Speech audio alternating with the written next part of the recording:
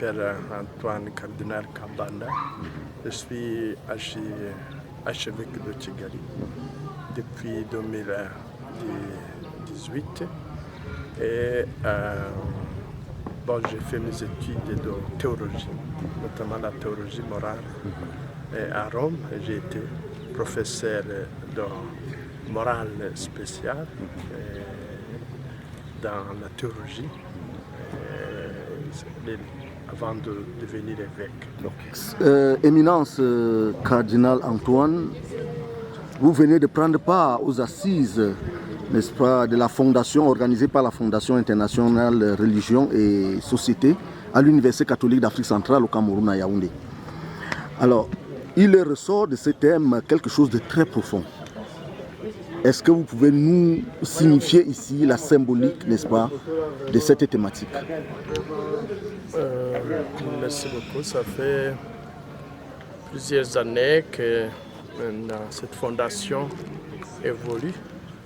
Et aujourd'hui, nous sommes très contents de nous rencontrer ici à l'Université catholique d'Afrique centrale à Yaoundé, à ce moment important historique de 30 ans de fondation de l'université qui a formé beaucoup de laïcs, de religieuses, de prêtres.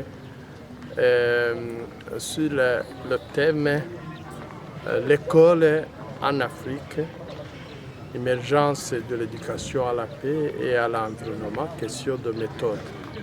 Nous avons les connaissances disponibles, surtout au point de vue de la foi chrétienne, l'évangile. Mais le grand défi, ça ne suffit pas d'avoir les connaissances. Le grand défi, c'est la méthodologie de transmission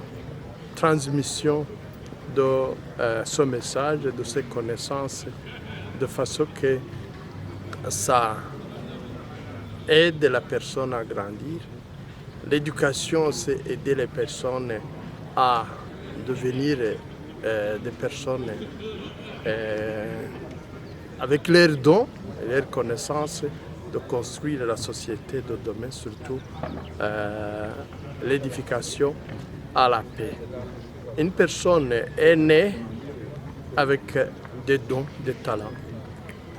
Et Dieu crée une personne avec une mission précise dans l'histoire et lui donne des talents pour remplir cette mission. L'éducation prépare la personne pour justement faire sortir, éduquer, c'est educare, ex educo, faire sortir les talents pour les mettre à l'usage et au service de la société, au service des autres. Alors c'est très important, la méthodologie, c'est le défi que nous avons, qu'on est en train de discuter.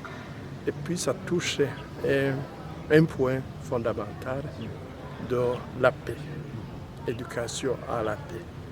Vu les conflits que nous vivons en Afrique, nous avons besoin de voir comment l'Évangile peut être au service de l'éducation de la paix.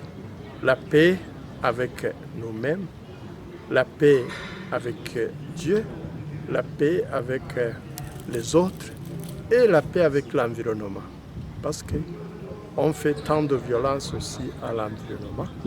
Et l'environnement, il y a des conséquences quand on fait violence à l'environnement, ce qui fait qu'on a besoin aussi de la paix avec l'environnement. On a besoin de se réconcilier même avec l'environnement. Alors, Excellence, après un symposium de cette envergure où la thématique parle d'elle-même, l'Afrique aujourd'hui, pratiquement, c'est lieu de mauvaises nouvelles. Alors, l'éducation qui est évoquée dans cette thématique aujourd'hui, dans ce symposium aujourd'hui, quel rôle l'éducation peut jouer, notamment pour faire émerger davantage l'Afrique. Il n'y en a pas eu, et c'est pas qu'il n'y en a pas eu au départ, c'est qu'aujourd'hui, il faut un autre type d'éducation quand même, pour qu'on sorte de toutes les violences, comme vous venez d'évoquer, faites à l'homme, les violences faites à l'homme, les violences faites à la nature, les violences faites à l'environnement. Quel est le rôle fondamental de l'éducation par rapport à cette Afrique de façon globale? Au moment où nous faisons ce symposium, le Saint-Père vient de sortir le pacte éducatif. Où qui nous donne la ligne directrice de faire en sorte que l'éducation soit basée sur la personne. Que l'éducation soit au service de la personne, non pas la personne au service de l'éducation.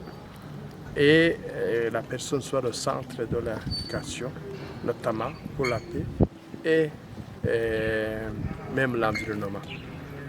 Alors, il souligne, et c'est une méthodologie qu'on a beaucoup discuté ici, l'écoute des enfants, l'écoute des jeunes, pour comprendre leurs aspirations, pour comprendre leurs inquiétudes, leurs besoins, de façon que l'enseignement qu'on donne, la connaissance qu'on donne, puisse répondre à cela.